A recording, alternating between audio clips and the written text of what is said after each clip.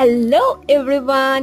তো আজ হচ্ছে আমার বার্থডে। তো আমার বার্থডেতে সারাদিন কি কি করলাম চলো তোমাদের সাথে শেয়ার করি। সকাল থেকেই হচ্ছিল প্রচন্ড বৃষ্টি, আর তার সাথে ব্রেকফাস্টে ছিল লুচি আর ছোলার ডাল। তারপর আমি রেডি হয়ে গেছি লাঞ্চের জন্য, আর এখানে মা একা হাতে প্রচুর কিছু রান্না করেছে, সব তো আমি শেষ করতেই পারিনি।